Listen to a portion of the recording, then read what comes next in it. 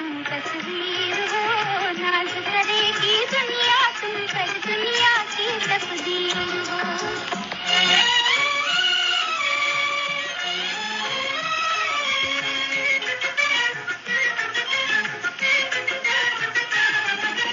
तुम हो किसी कुटिया के दीपक, जग में उजाला कर दोगे, भोली भाली मुस्कानों से सबकी झोली भर दोगे। हंसते चलो जमाने में तुम चलता हुआ एक तीर हो, नाज करेगी दुनिया तुम पर, दुनिया की तकदीर हो। आने वाले कल की तुम तस्वीर हो, नाज करेगी दुनिया तुम पर, दुनिया की तकदीर हो।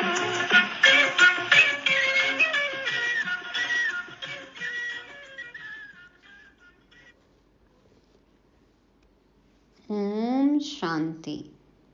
अनुभव के हीरे मोती जमा करने वाले, बाप के राइट हैंड, रॉयल चलन वाले मास्टर ब्रह्मा आत्माओं को गॉडली मॉर्निंग। आने वाले कल की तुम तस्वीर हो। हम तकदीरवान बच्चों को बाबा आज अपनी तकदीर को और चमकाने की युक्ति बताते हैं। बाबा कहते तुम आने वाले कल की तस्वीर हो। तो हमारी तकदीर हमारे आज पर, हमारे पुरुषार्थ पर, हमारे कर्म पर निर्भर करती है कल की दुनिया की तस्वीर। तो हमारी तकदीर कितनी चमकदार होनी चाहिए, ऊंची होनी चाहिए। कैसे बनेगी ऊंची? बाबा कहते हैं मन लगाकर पढ़ाई करो और फिर मिलेगा सतयुगी दुनिया में ऊंच पद। ज्ञान स्वरूप स्वदर्शन चक्रधारी बनकर ही हम विश्व के मालिक बन सकते हैं। बाबा हमें कहते जैसे हम होंगे वैसी ही दुनिया होगी। हम हैं आने वाले कल की तस्वीर। तो जिम्मेवारी से हमें सतयुगी तस्वीर बनानी है, अपनी तकदीर जगानी है, परमात्मा रंग में रंग कर अविनाशी कमाई करनी है। पूरी कलयुगी दुनिया अभी वेंटिलेटर पर है ना, तो सबको प्राणदान देना है। प्रकृति जीत और मन मना भाव कैसे रहें जानने के लिए सुनते हैं 11 जुलाई 2023 की मधुर वाणी। 11 एक और एक, तो एक मैं और एक मेरा बाबा। क्या बोले बाबा? मीठे बच्चे अंतर्मुखी बन पढ़ाई में तत्पर रहो, श्रीमत पर सदा चलते रहो तो तुम्हारी तकदीर बहुत ऊंच बन जाएगी। यह समय है अपनी तकदीर बनाने का। वाह्य मुक्ता में अब नहीं जाना है। बाहर की दुनिया में क्या हो रहा है इसमें बुद्धि नहीं लगानी है। बाबा कहते अंतर्मुखी बनो, अपने पढ़ाई पर ध्यान दो, सदा पढ़ाई के लिए तत्पर रहो और श्रीमत पर चलो तो तकदीर ऊंच बन जाएगी। और ये समय क्या है? संगम युग। बाबा आया है तो ये समय है खुद की तकदीर बनाने का, श्रीमत पर चलकर अपनी तकदीर बनाने का। ये जो अमूल्य समय है बाबा कहते हैं इसको वाह्य मुक्ता में ख़त्म न करो, बर्बाद मत करो। अंतर्मुखी बनकर पढ़ाई पढ़ो और नई दुनिया में ऊंच पद पाओ। प्रश्न है तुम बच्चों की ऊंची तकदीर कौन सी है जिसके आधार पर तुम सारे सृष्टि की तकदीर को जान लेते हो? उत्तर में बाबा कहते स्वदर्शन चक्रधारी बनना, यह है सबसे ऊंचे ते ऊंची तकदीर। तुम ब्राह्मण अभी स्वदर्शन चक्रधारी बने हो। पूरे कल्प में अपने हम 84 जन्मों को जानते हैं, तो तुम अपनी भी तकदीर को जानते हो तो सारे सृष्टि की भी तकदीर को जानते हो, क्योंकि सृष्टि के आदि मध्य अंत का हमें पता है। बाबा आए हैं तुम बच्चों की हीरे समान तकदीर बनाने।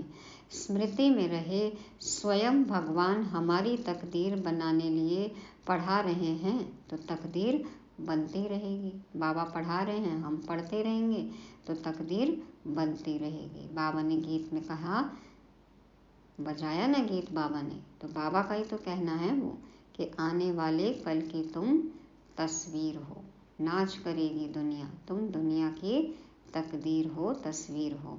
ओम शांति। बच्चों ने गीत के 2 शब्द सुने। सुनने से ही अपनी तकदीर का नशा चढ़ जाना चाहिए। यह है अविनाशी नशा, उतरना नहीं चाहिए। कोई मनुष्य साहूकार पदमपति होते हैं तो उनको रात दिन नशा रहता है। हम बड़े धनवान जागीरवान हैं, है ना, देखो दौलत का नशा। नशा चढ़ता ही है संपत्ति का। तो बाप है तकदीर बनाने वाला। अभी तो तकदीर फूटी हुई है, सब रो रहे ना तकदीर को, भाग्य को देखो कोसते हैं। कौड़ी मिसल तकदीर है, वह हीरे मिसल तकदीर है, यह तुम जज कर सकते हो। भल बहुत पैसा है तो क्या कहेंगे कि ये बहुत ऊंची तकदीर वाला है? हाँ, अंदर से देखो कितने दुखी होते हैं, अशांत होते हैं, चिंता होती है, इतनी बीमारियां होती हैं और भगवान को नहीं जानते, तो कहेंगे उनको तकदीर वाला।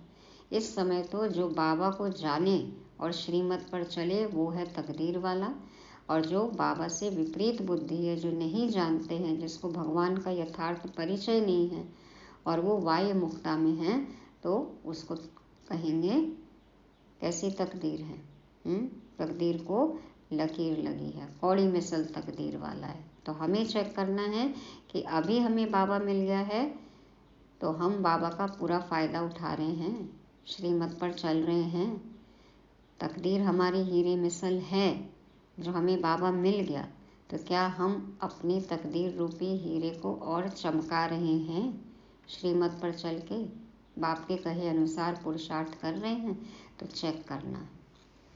तो बाबा कहते कौड़ी मिसल तकदीर है, वह हीरे मिसल तकदीर है, या तुम जज कर सकते हो।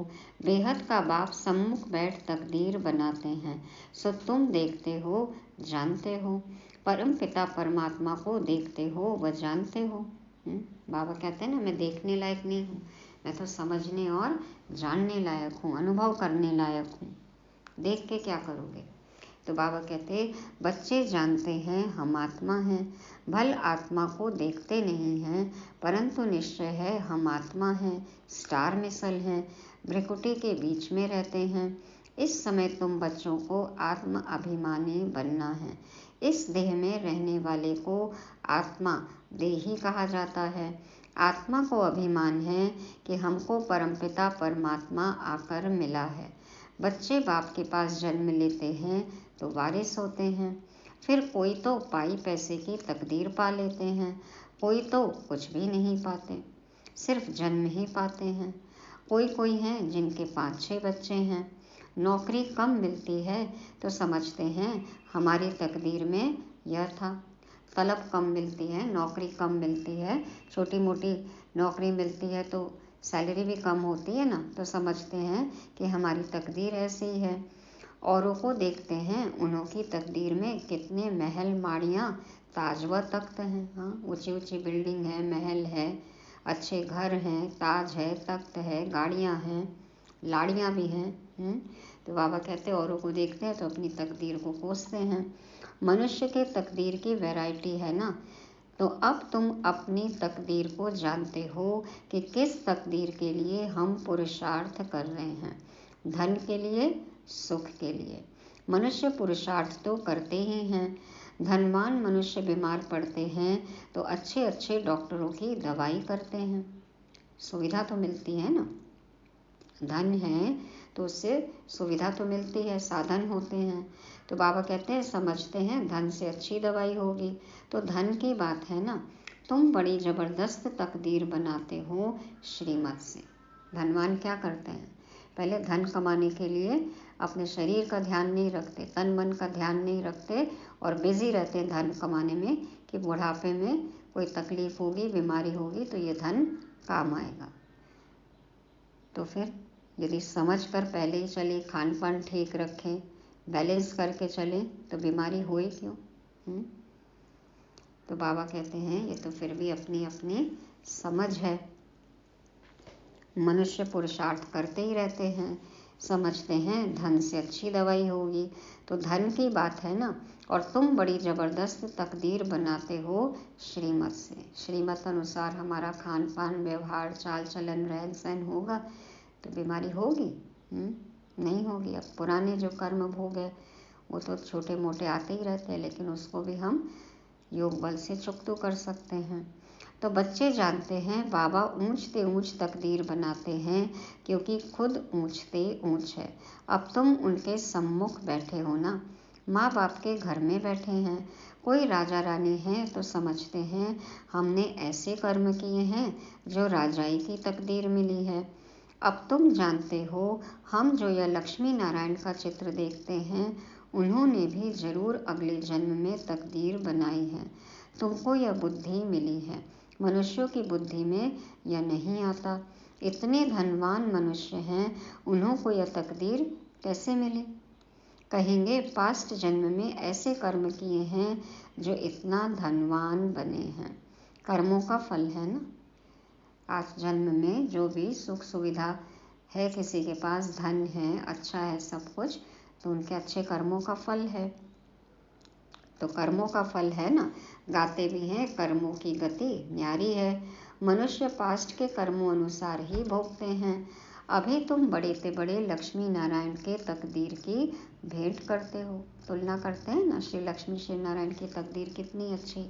या जो सतयुग के मालिक बने, उन्हों की ऐसी कर्म गति किसने बनाई जो विश्व के मालिक बने। तुम सारे चक्र को जान चुके हो। बाबा कहते हैं तुम्हें अब सब पता है। तुम ब्राह्मण अभी स्वदर्शन चक्रधारी बने हुए हो। दूसरे ब्राह्मण तो स्वदर्शन चक्रधारी नहीं होंगे। जो कुक वंशावली हैं वो कौन सा चक्र फिराएंगे? तो बाबा कहते हैं वह भी ब्राह्मण, तुम भी ब्राह्मण हो, परंतु तुम जानते हो कि हम हैं सच्चे ब्राह्मण, ब्रह्मा की मुख वंशावली। जरूर ब्रह्मा भी किसका बच्चा होगा? वह है शिव बाबा का बच्चा। शिव बाबा तो रचयिता है, उसका कोई बाप नहीं। स्वयंभू कहते हैं ना, खुद उत्पन्न हुआ, उनका कोई बाप नहीं है। तो अब तुम्हारी तकदीर परमपिता परमात्मा बनाते हैं। बाप से ही तकदीर बनती है। बाबा देखो हमें अच्छे कर्म करना सिखलाते हैं, और जैसे हम कर्म करेंगे वैसी हमारी तकदीर बनती है। काका चाचा मामा आदि से नहीं बनती। हाँ, कोई की बन सकती है। कैसे बनेगी उनसे तकदीर? बाबा कहते हैं अगर वह अडॉप्ट करे तो। तुम बच्चों को भी अडॉप्ट किया है, ड्रामा अनुसार कल्प पहले मुआफिक। उनसे ऊंचा कोई है नहीं। प्रजापिता ब्रह्मा को इतने बच्चे हैं, ढेर के ढेर। उनको बाप से क्या वर्षा मिलता होगा? तो क्या वर्षा मिलता है हमें बाबा से? तुम समझते हो कि शिव बाबा है सभी आत्माओं का बाप, और ब्रह्मा है सभी जीव आत्माओं का बाप। तुम इसमें भाई बहन हो जाते हो। बाप तो तुम बच्चों को कहते हैं देखा तुम्हारी तकदीर कितनी ऊंची है। अनुभव होता है हमें, हम कितनी ऊंची तकदीर वाले हैं। हम तुमको पढ़ाकर कितना तकदीरवान बनाता हूँ। बरोबर सतयुग आदि में श्री लक्ष्मी नारायण व इन स्वर्गवासियों की राजधानी थी। कितनी उन्हों की ऊंच तकदीर बनाई है। यह तुम बच्चों की बुद्धि में राज है कि शिव बाबा ने ही उन्हों की ऊंच तकदीर बनाई थी। वह तकदीर भोग 84 जन्म पूरे किए, अब फिर वही तकदीर बना रहे हैं। यह तुम्हारी बुद्धि में ज्ञान है। ज्ञान सागर शिव बाबा के सिवाय कोई भी समझा ना सके। ऐसा बाप कितना लवली है, जो ऐसा ज्ञान दे, जो हमें सारी बातें बताए, वो बाप कितना लवली है। बाप भी कहते हैं तुम भी लवली बच्चे हो, क्योंकि हम भी अब सब जान गए और बाबा का कहना मानते हैं, अच्छी रीति पढ़ाई करते हैं। तो बाबा कहते हैं तुम भी लवली बच्चे हो। देखो लवली बाप के लवली बच्चे। तुमको मैं फरमान करता हूँ कि निरंतर मुझे याद करने का अभ्यास करो, तो तुम्हारे विकर्म विनाश हो जाएंगे। तुम जानते हो कि शिव बाबा अभी इस ब्रह्मातन में सम्मुख है। बाप ने समझाया है मैं तो सदैव निराकार हूँ, मेरा नाम शिव ही है। मैं साकार में आकर पुनर्जन्म नहीं लेता हूँ। अभी मैं आया हुआ हूँ। तुम जानते हो कौन बात कर रहा है। तुम्हारी बुद्धि ऊपर में चली जाती है।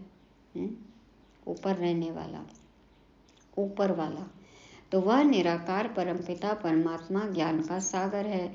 वही तकदीर बनाने वाला है। हेवनली गॉड फादर हेवन की स्थापना करेगा ना। तुम जानते हो बाप कैसे ब्रह्मातन में सम्मुख बात कर रहे हैं। कहते हैं, लाडले बच्चे, अब ड्रामा पूरा हुआ। आत्मा सुनती है, आत्मा ही जानती है कि यह यथार्थ बात है।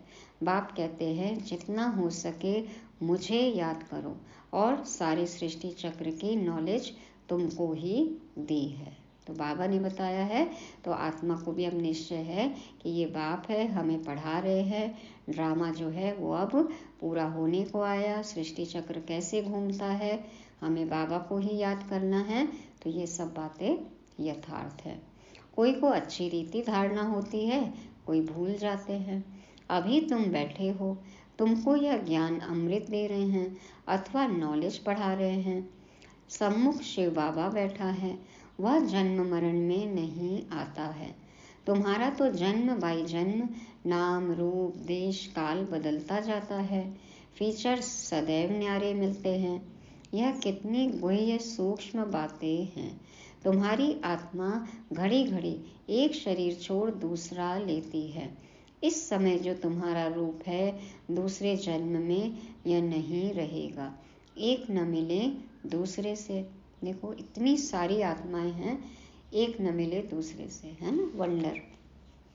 और हमारे भी अपने इतने जन्म होंगे, 84 जन्म, तो सब में फीचर्स अलग अलग।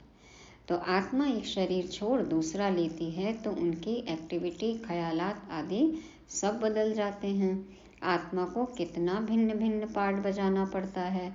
भिन्न नाम रूप देश काल एक्टिविटी से पार्ट बजाती है। एक्टिविटी भी बदलती रहती है, कभी राजा की कभी रंक की, है ना। रूल भी देखो बदल जाता है। ऐसे नहीं कभी कुत्ता बिल्ली भी बनेंगे, नहीं। अभी तुम जानते हो हम भविष्य में प्रिंस प्रिंसेस बनने के लिए पुरुषार्थ करते हैं। मनुष्य से देवता बन रहे हैं।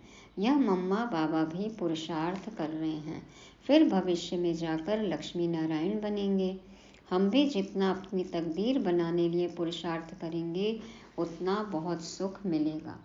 कितनी जबरदस्त कमाई है। वह तो करके अल्पकाल सुख के लिए पढ़कर इसी ही जन्म में बैरिस्टर आदि बनेंगे। दूसरे जन्म की बात ही नहीं। सो भी बने न भी बने, हो सकता है। पास होते हैं, कोई फेल हो जाते हैं। तो तुम तो समझते हो कि हम भविष्य में स्वर्ग में जरूर जाएंगे, फिर वहाँ देवी देवता कहलाएंगे।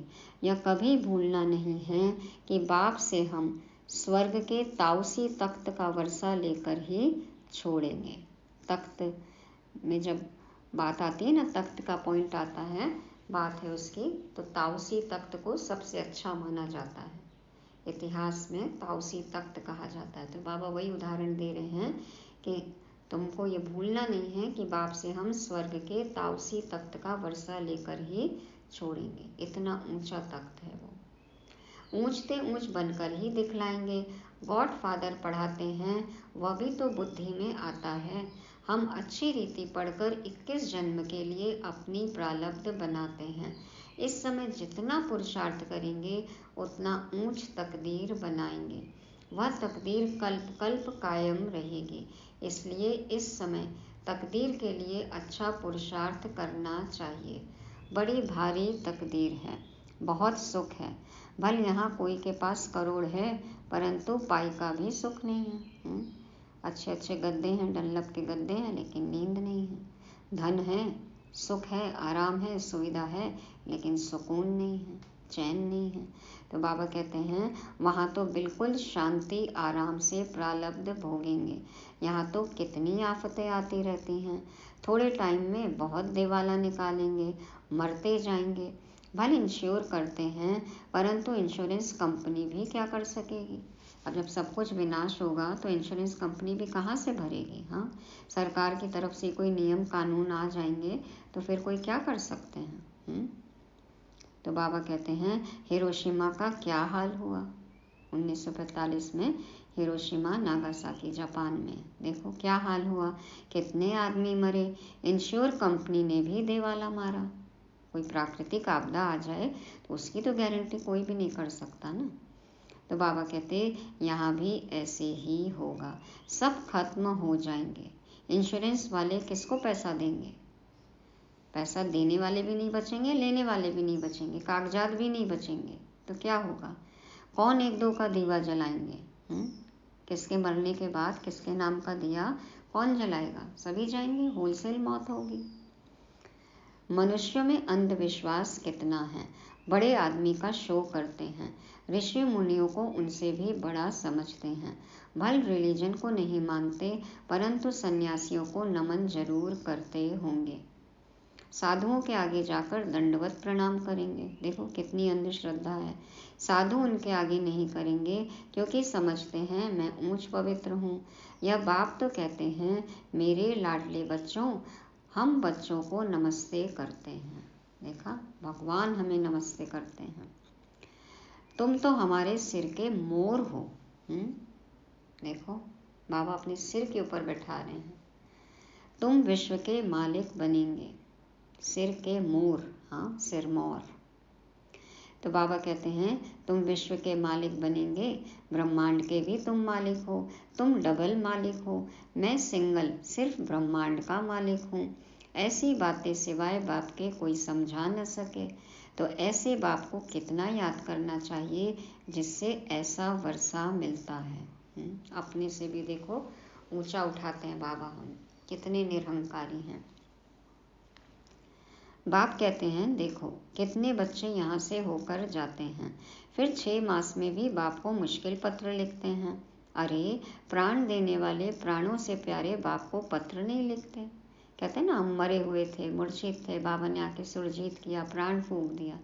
तो फिर जिसने प्राण दिया ऐसे प्राण से प्यारे बाप को पत्र नहीं लिखते। स्त्री पुरुष एक दो को चिट्ठी लिखते हैं तो कहते हैं प्राणेश्वर फलाना। वास्तव में वह कोई प्राणेश्वर तो है नहीं। लिखते हैं, पहले स्त्रियां लिखती थी प्राणों से प्यारे पति परमेश्वर, फिर नीचे लिखती थी चरणों की दासी।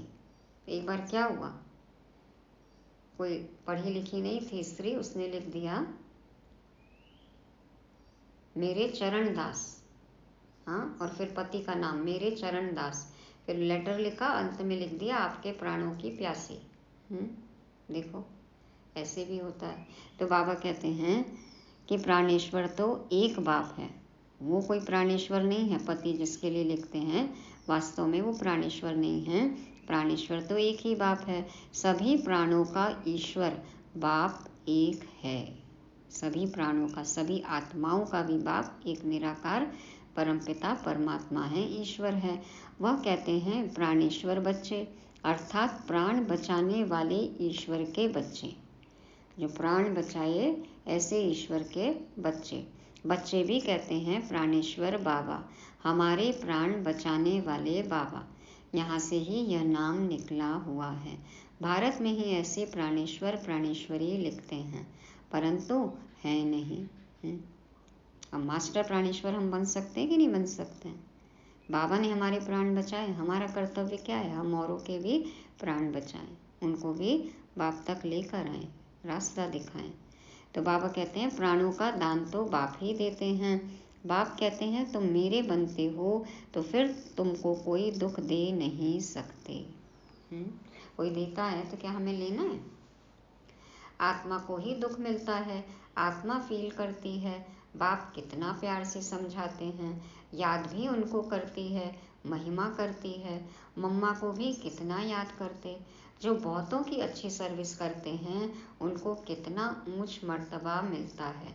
फिर उनके बाद सेकंड नंबर में जो सर्विस में बाबा को फॉलो करते हैं। बाबा कहते हैं कि जो बहुत अच्छी सर्विस करते हैं उनको कितना ऊंचा मर्तबा मिलता है। फिर उनके बाद सेकंड नंबर में कौन है? जो सर्विस में बाबा को फॉलो करते हैं। तुम्हें बहुत रहमदिल बनना है, जैसे बाबा ने हमको बनाया है, हम फिर औरों को बनावे। कितनी बड़ी प्रॉपर्टी की प्राप्ति है स्वर्ग की राजधानी। वहाँ हम इतने साहूकार रहते हैं जो सोने हीरो के महल बनाएंगे। एक माया मच्छंदर का खेल भी दिखाते हैं। माया मच्छंदर का नाटक होता था। तो बाबा कहते, उसने देखा सोने की ईंटें पड़ी हैं, थोड़ी ले जाएं।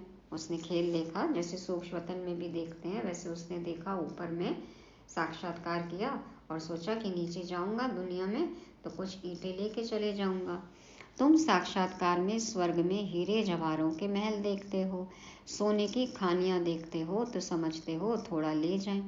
सूक्ष्म वतन में सोना नहीं मिलता, सोना बैकुंठ में रहता है। अब साक्षात्कार करेंगे तो वहाँ का सामान यहाँ ला सकते हैं, वो तो अनुभव की बात है। तो बाबा कहते हैं सोना बैकुंठ में रहता है, तुम जानते हो वहाँ खानियों से हम विमानों में जाकर सोना भर कर ले आएंगे। सोने की बड़ी बड़ी ईंटें भी होती हैं। देखो अभी भी लोग बिस्किट की बात करते हैं ना, सोने के बिस्किट। तो अभी भी बड़ों बड़ों के पास सोना तो पड़ा है ना। माताओं की तिजोरी में देखो होगा सोना जरूर। मंदिरों में देखो कितना सोना है। तो बाबा कहते हैं भारत को सोना चांदी तो जरूर रखना है। सबके पास बड़ी बड़ी गुफाएं बनी हुई हैं जहाँ कोई लूट फूट न सके, आग जला न सके।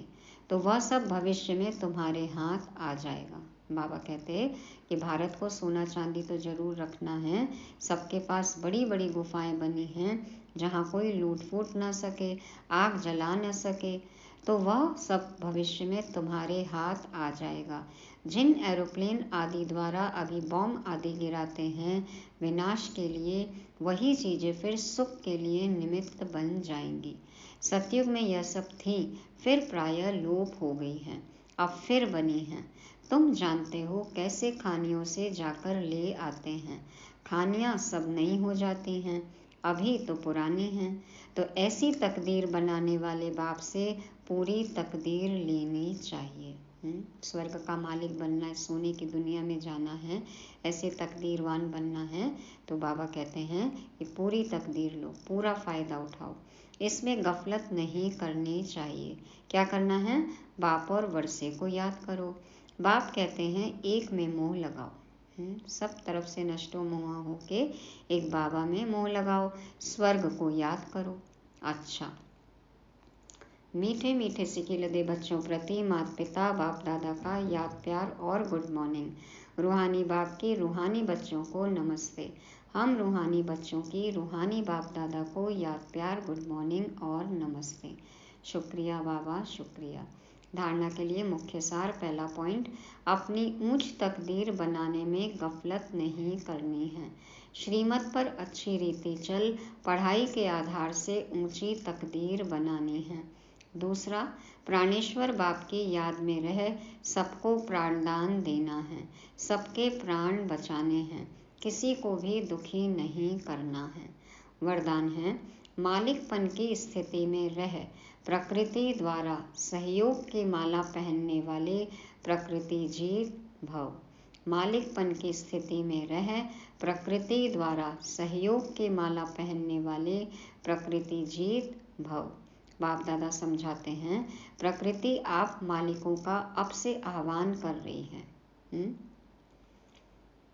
कब से कर रही है?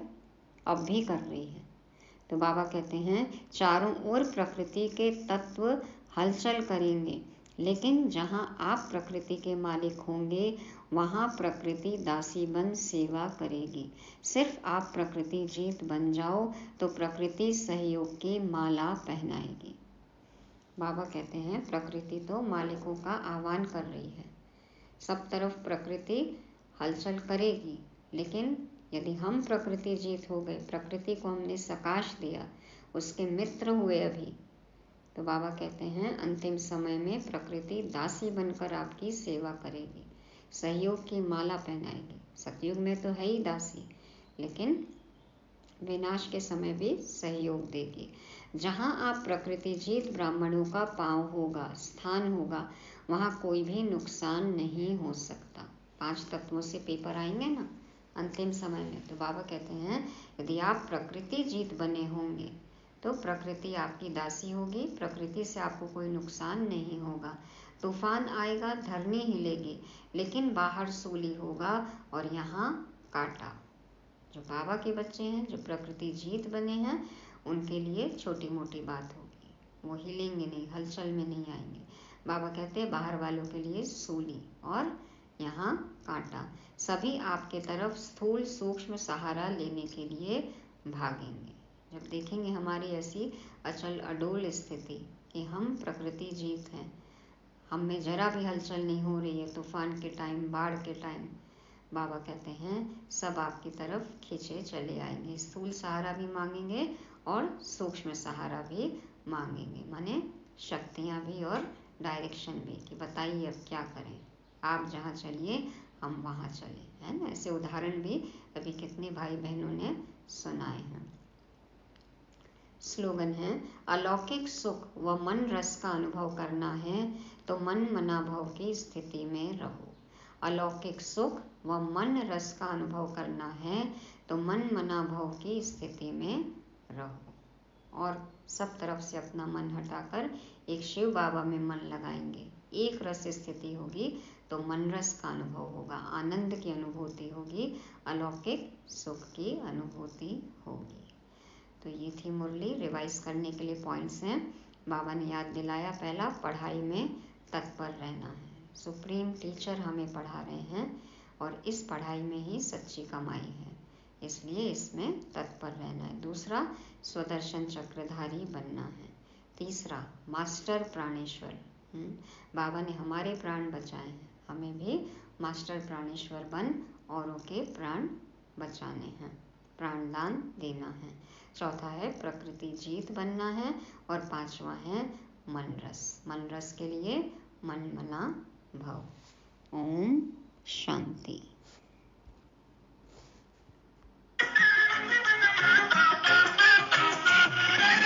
नाम न लेना रोने का, रोतों को हंसाने आए हो, नहीं रूठना कभी कि तुम रूठों को मनाने आए हो।